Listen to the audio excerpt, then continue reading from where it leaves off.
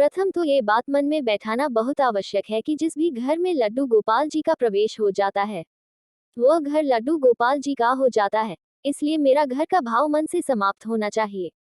अब वह लड्डू गोपाल जी का घर है।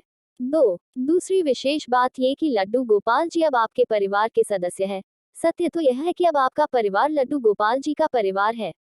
अतः लड्डू गोपाल जी को परिवार के एक सम्मानित सदस्य का स्थान प्रदान किया जाए। 3. परिवार के सदस्य की आवश्यकताओं के अनुसार ही लड्डू गोपाल जी की हर एक आवश्यकता का ध्यान रखा जाए। 4. एक विशेष बात ये कि लड्डू गोपाल जी किसी विशेष ताम झाम के नहीं, आपके प्रेम और आपके भाव के भूखे हैं। अतः उनको जितना प्रेम जितना भाव अर्पित किया जाता है वह उतने आपके अपने होते हैं। 5. प्रतिदिन प्रातः लड्डू जी को स्नान अवश्य कराएं, किंतु स्नान कराने के लिए इस बात का विशेष ध्यान रखें कि जिस प्रकार घर का कोई सदस्य सर्दी में गर्म पानी व गर्मी में ठंडे पानी से स्नान करता है, उसी प्रकार से लड्डू गोपाल जी के स्नान के लिए मौसम के अनुसार पानी का चयन करें। स्नान के बाद प्रतिदिन धुले स्वच्छ वस्त्र पहनाएं।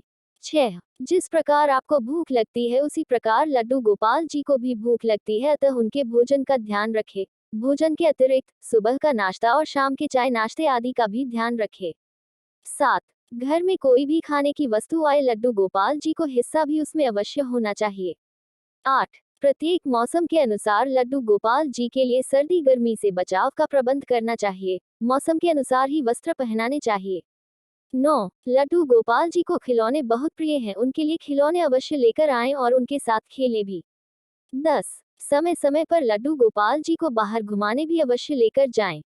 11. लड्डू गोपाल जी से कोई ना कोई नाता अवश्य कायम करें, चाहे वह भाई, पुत्र, मित्र, गुरु आदि कोई भी क्यों ना हो। जो भी नाता लड्डू गोपाल जी से बनाए उसको प्रेम और निष्ठा से निभाएं।